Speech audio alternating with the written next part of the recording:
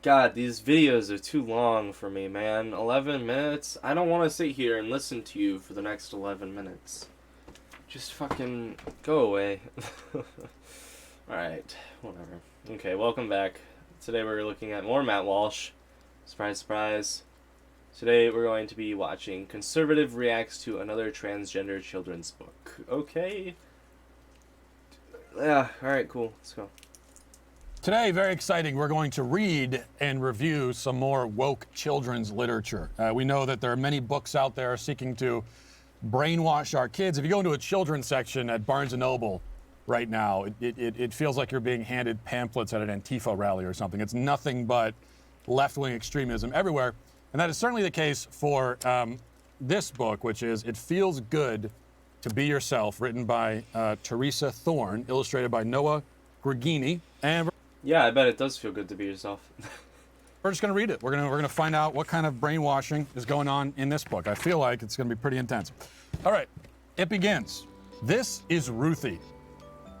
Now, you notice from the very beginning the politically correct assortment of people all over this page. So they've got all the different races and ethnicities. Not a lot of white kids. I mean, the one white kid, there's got the white girl there, but she has blue hair. Yeah, the one white kid. We're just going to completely ignore her and the two people that were over there. Ought to be white, but you have to dye your hair. You have to compensate by dyeing your hair pink or blue. Then we've got the child walking down, playing an acoustic guitar. Why not? There's even an equitable and diverse assortment of modes of transportation. So there's the bus, the car, and for some reason, a unicycle. It's a kid's book, motherfucker. It's just trying to make it interesting. Because when do you? I mean, we all see that, right? You're driving down the road, a residential neighborhood, and there's just a girl on a unicycle in the bike lane. She's a transgender girl. That means when she was born, everyone thought she was a boy until she grew a little older, old enough to tell everyone that she's actually a girl. Everyone was right. Everyone was right the first time. Why this is left? No, they weren't. They all assumed, and they were wrong. It's like assuming the Earth is flat and then finding out that it's actually a circle when you got a little smarter. You weren't right the first time. Why did they think? I mean, these backwards Neanderthals, as Joe Biden would call them. Why did they think that, quote, she was a boy? Well, because they made observations about her biological nature. Backwards Neanderthals? Yeah, that's actually kind of funny. I like that. And yeah, they made observations about her biological nature. That doesn't make her a boy just because she was born with a penis. Like, are you stupid? Are you trapped in the 1900s? Like, this isn't caveman times. We know that it's a fact. You know, not all girls have vaginas and not all boys have penises. They made scientific observations, and that's how they came to the correct conclusion that he is actually a boy. But it was clearly a wrong conclusion since she is a girl. She has said so, and so has narrator of the book. They leave that out of the book. Girl is Ruthie's gender identity. And we have to remember, gender identity is a fake concept. And I always have to remind you, if you didn't know this, I think it's really important for people to understand where these ideas came from. Every time you hear gender identity, remember, fake concept invented, not just an invented concept or a concept invented generally by the left. It's a concept pushed by the left, but it was invented originally by a guy named John Money, and he was the pedophilic, insane lunatic back in the mid-20th century who ran sexual experiments on children, including two brothers, twin boys, forcibly performing essentially a forcible sex change on one of them. And later, both boys would go on to kill themselves. That's where it comes from. Nothing but misery and despair and horror. This is Ruthie's brother, Xavier. You know, sometimes the origins of things aren't necessarily good, but that doesn't mean that they're bad. Like, the actual thing that came out of the bad experience doesn't necessarily have to be bad, dude. Xavier. Wait. Is that fucking Little Nightmares? Here's a cisgender boy. That means when Xavier was born, everyone thought he was a boy. And as he grew older, turned out everyone was right. He is a boy. Boy is Xavier's gender identity. No, boy is his biological sex. Yeah, it's his biological sex and his gender identity. Gender identity, not a thing. Biological sex is a thing. They're both things. That's what he is. There are so many different ways to be a boy or a girl. Too many to fit in a book. But not everyone feels like either a boy or a girl.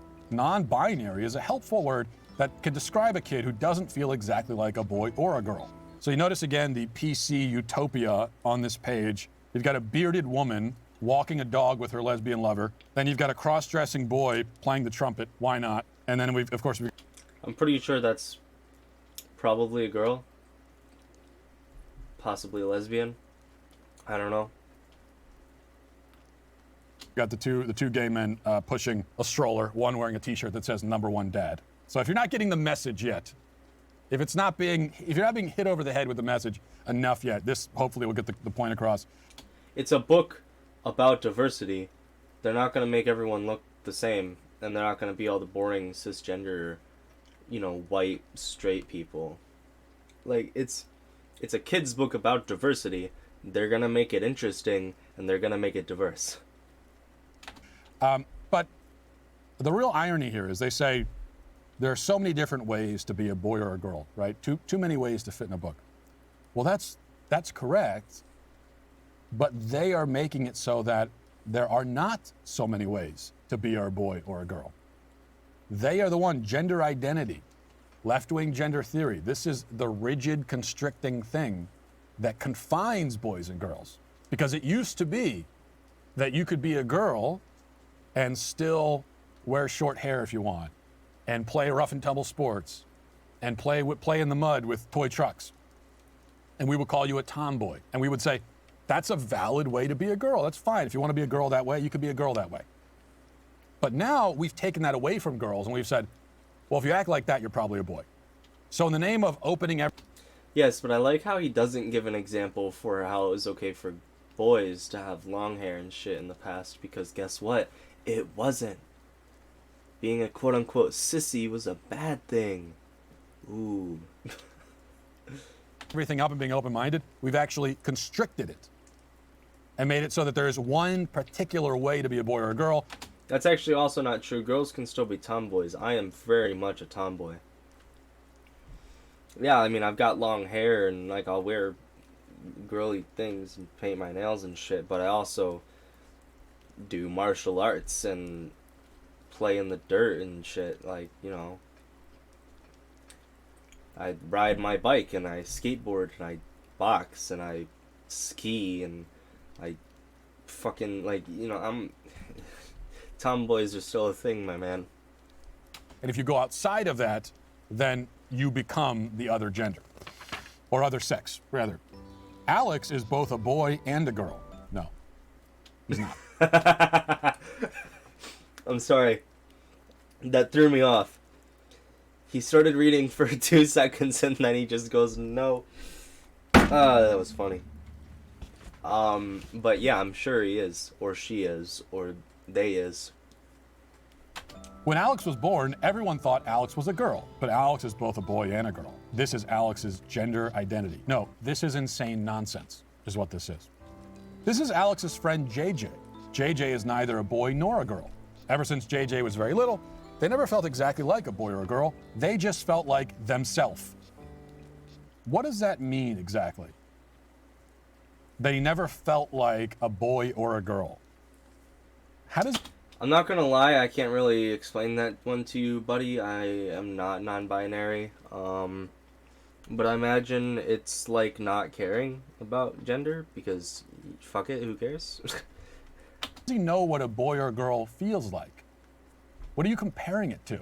How do you know that your feelings are not what a boy feels like? How do you know that? Because you've never been the other thing, so you have nothing to compare it to.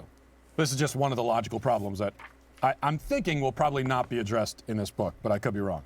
Alex and JJ are both non-binary. Just like there are many different ways to be a boy and a girl, there are many different ways to be non-binary. Too many to fit in a book. And even with all these possible ways to be, some kids don't feel any of the words they know fit them exactly right. There are a never-ending number of ways to be yourself in the world. These are ways to be confused. What we're talking about here are not ways for kids to be themselves, but the opposite of that. These are ways for kids to be confused about themselves. This is not an identity. Non-binary is not an identity. It's an anti-identity. I don't even have to say anything here, man. You guys all know that it's wrong. I just gotta pause it so that I don't get the video taken down. You guys, everyone understands that non-binary is an identity, and that this book is promoting being yourself, not the opposite. It is a person refusing to accept who they are. It's a rejection of identity. It's not the acceptance, it's the rejection of identity. This is someone who either is refusing to accept who they are, or if it's a child who's been brainwashed into this is a child who's never been made to understand who he is. This is the deprivation of identity. Whether you feel like a boy, a girl, both or neither, or if you describe yourself another way, that is your gender identity. Your gender identity might match what people thought you were when you were born, or it might not. See, when you were born, you couldn't tell people who you were or how you felt. They looked at you and made a guess. Maybe they got it right, maybe they got it wrong. What a baby's body looks like when they're born can be a clue to what the baby's gender will be, but not always. Exactly. Exactly right. No, see, it's not that as a baby you couldn't tell people who you were. It's that you didn't know who you were because you were a baby. And as a baby, you don't know anything. Babies don't understand anything about the world. Least of all do they understand what a boy or a girl is. So what I can say from my experience, looking down at a cute little 3-month-old baby, if you're wondering, how do they feel about their gender? What are they thinking about their own gender? They're not thinking about it at all. What they're thinking about is they want to get fed, they have to poop, they want to take a nap. Those are all the things they're thinking about, and really nothing else. They have no concept of their own, quote, gender, because they're babies. This is something that children, they have to be educated about this. I agree. And that's what the book is for. And that's why when you get to a 4-year-old who says, I'm not a boy, I'm actually a girl. Well, one of the ways that we know that that's not true, aside from the fact that it simply doesn't make sense, is that they don't know what they're talking about. That boy doesn't know what a girl is. And that seems like a pretty significant problem when someone is making a declaration about who they are and they don't know. When people guess wrong, it's okay to let them know. Ruthie was 5 when she told her parents. And the little speech bubble says, I know you think I'm a boy, but really I feel like a girl. Oops, Ruthie was a girl all along. They just didn't know it at first. And so the family quickly accepts it. This is what the left wants you to do. Your 5-year-old, how old is this kid? Yeah, I'm glad the left, quote, wants you to accept your kids. I wish my parents accepted me like that. Damn, life would be so much better if my parents loved me. Your 5-year-old comes up to you and says, hey, I know you think I'm a boy, but actually turns out I'm a girl. And they want you to say on the spot, well, okay then, you're a girl. I'm sure that you're actually going to question it a little first, but there's a difference between accepting it right off the bat, not accepting it at all, and questioning it but accepting it and facilitating the possibility that they're both right or wrong. No questions asked. We're not going to even ask the follow-up question of, what do you mean by that? You think that they have time for questions like that in a children's book? Of course people are actually going to ask that. But this is a kid's book. Child, you say that you're a girl. What do you mean? That seems like a pretty important follow-up, doesn't it? Anytime your child is saying anything to you, you should try to understand what they mean. And it's not always clear what they mean because they don't have the words to express. They understand very little about the world. They understand very little about themselves and what they want and what's best for them. And so they don't have the words to express. That's why kids do a lot of screaming and crying and they throw temper tantrums because they can't express what they actually want. And that's why it's really important, even when your kid is clear and says, I want this, it's important for you as the adult in the situation to understand why they're actually saying that. That to me seems like an important follow-up. I'm a girl. What do you mean? What do you mean you're a girl? Ask that question, and what you're going to find out is what the boy is actually saying is that he wants to wear a pink shirt because he thinks pink is a pretty color. Fine, wear the pink shirt. You're still not a girl, though. When people guess right, it's also okay to let them know. Xavier was 3.5 when he told his family, "I'm a boy. I like being a boy." Yes, I'll never forget the day that my child announced to me that he is himself. Dad, turns out I'm myself. Whew.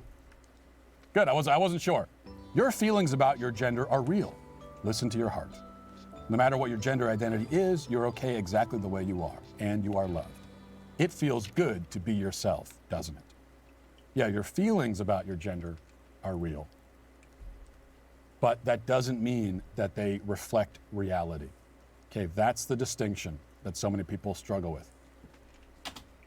So you're saying that you agree transgender people are real, they just shouldn't change into, or they shouldn't affirm their gender because, quote, reality. Okay. Your feelings are real. You really do feel this way. That doesn't mean that it is an accurate reflection of what is. That's the point. And that is what is not covered in this book, and what I wouldn't expect to be covered, because all you get here is indoctrination and brainwashing. And that's why this book, and so many books like it, are poison. What I would say is, I'm not into banning books, I'm not into burning books, but if we're going to ban and cancel books, how about a book like this, and not Dr. Seuss? Oh shit, he does work for the Daily Wire. I thought that was like a joke someone made. Alright. Well, that was a piece of shit book review. It's very unfortunate that grown men are so bothered by children being taught to accept other people for who they are. Damn, man. World really is fucked up, innit? If you liked the video, maybe leave a like on it, subscribe, leave a comment, tell me what you thought of the book, or what you thought of the video that I just watched. And yeah, I'll see you later.